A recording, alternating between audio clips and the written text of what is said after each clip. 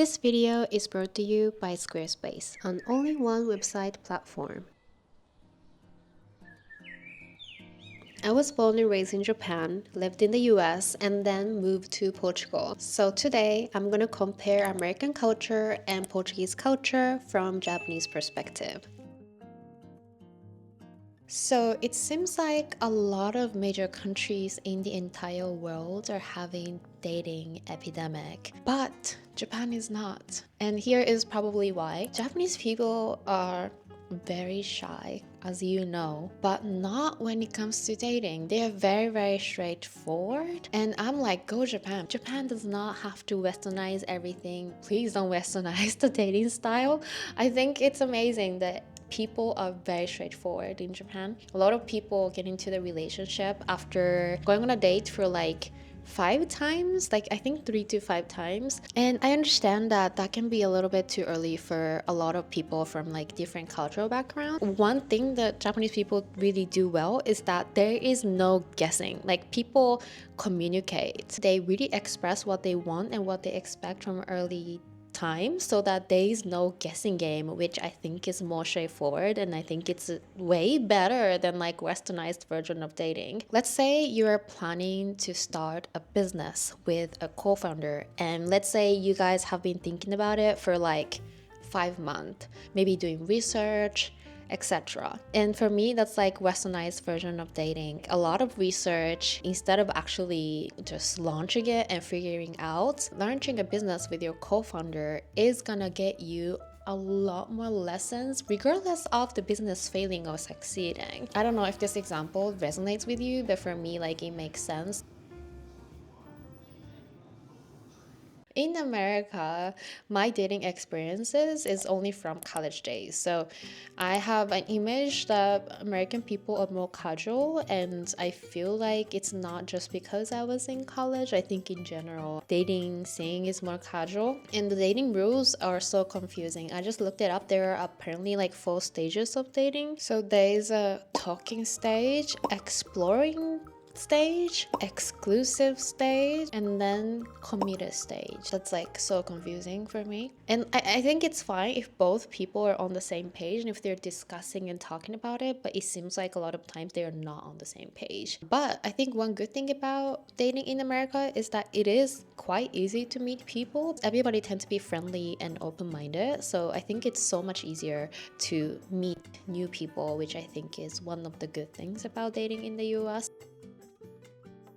In Portugal, I don't really have a lot of dating experiences, so I'm not an expert, but I'm assuming, according to my research, it is more similar to Japan. It's a bit more straightforward than like American version of dating. I talked about this in the last video as well, but I think people here are more passionate and touchy, and me being Japanese, I'm like, please don't touch me. And when it comes to Lisbon, I guess because it is a small city, the dating pool is like so much smaller than other major cities, so that's one thing. And when it comes to people who are locals, like people who were born and raised here, I noticed that a lot of people who are like in the late 20s to early 30s, they still live with a family, probably because it's difficult to earn high income in Portugal if you work in a domestic company. There's nothing wrong with that, but for example, in Japan, it's very common to live by yourself. I started living by myself when I was 18, and I had never lived with my parents since then, pretty much. And then so that's a really different type of lifestyle.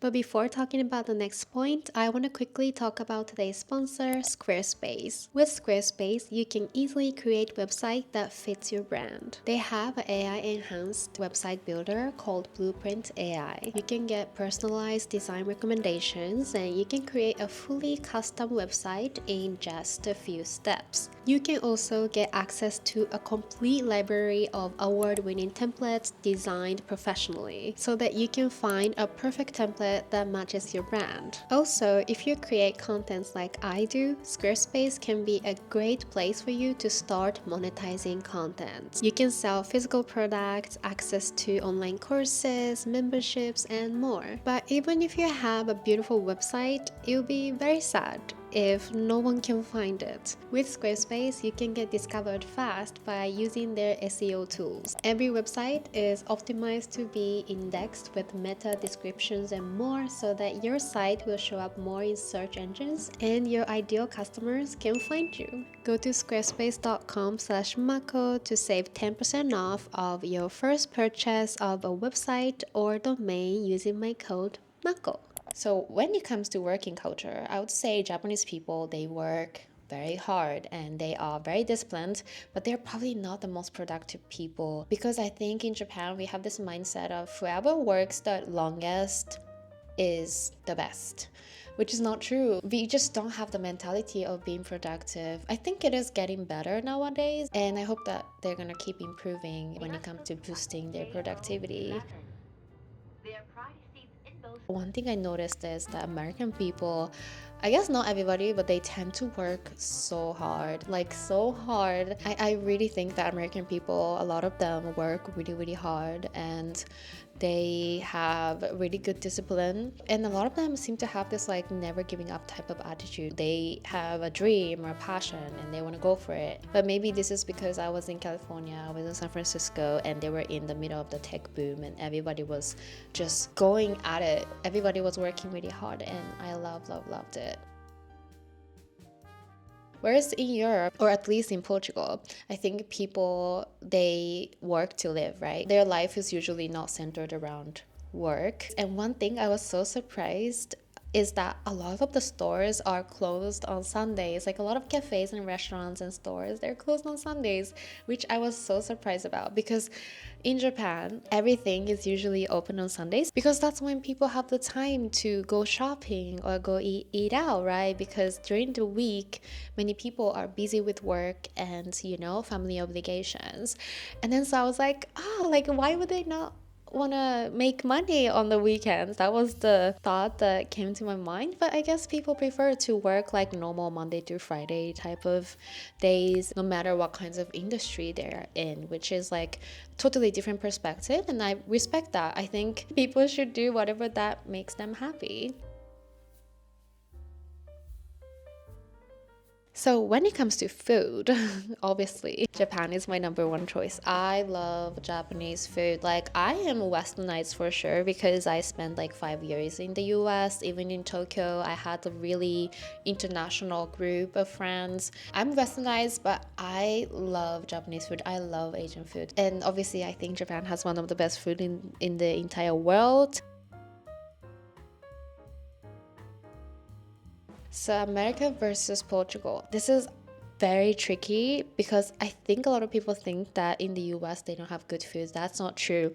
In California, they have amazing Asian food, and I love Asian food, right? So when it comes to the quality and authenticity of Asian food, California is definitely higher ranked in my mind than Portugal. In Portugal, there are a lot of, for example, Japanese restaurants, but most of them are not authentic, right? So I think when it comes to authenticity of Asian food, America wins for me. But it is not that cheap to eat out in America anymore. We have to tip as well, so you do have to have decent amount of money in order to eat out often in the US, I would say, especially in California.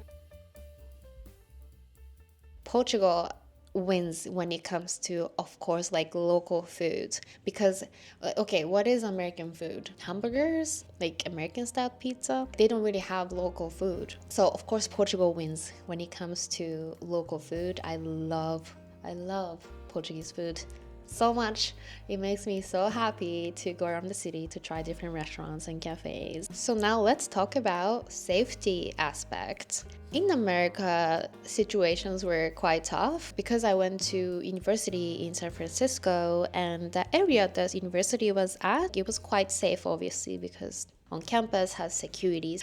But a lot of my friends, they would park cars on the street right next to the university, and the windows still get smashed there. You can never leave anything inside of the car in at least in San Francisco when I was there. In certain areas of San Francisco, there were a lot of homeless people, unfortunately, so there were needles everywhere. They usually don't do anything to you, so I didn't really have a problem with that, but it's kind of sad to see them because obviously they are someone's daughters or sons, and something happened in their life and they are on the streets now. I think that it's very, very sad. So during the 4 years, I think there was one stabbing near campus. I don't think it was on campus, but I think it was at the station right in front of the university. And I think there was one shooting. They shut down the campus, so all the classes were canceled. I didn't see the shooter, but apparently there was one shooting.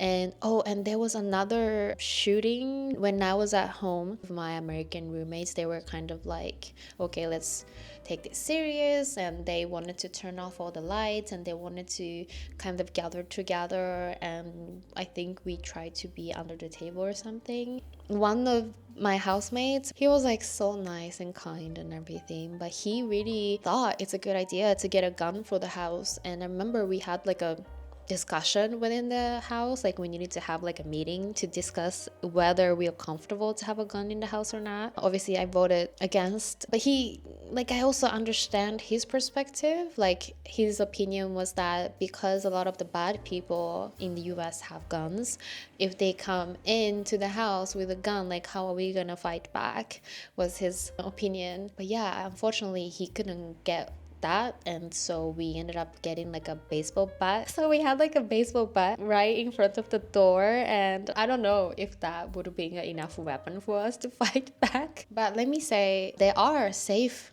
areas in California as well. It's just that I think in the US, many times you have to buy safety. You need to pay more to be in the safe area. Whereas in Portugal, I do think overall it is safer for sure. Like compared to America, it is definitely absolutely safer.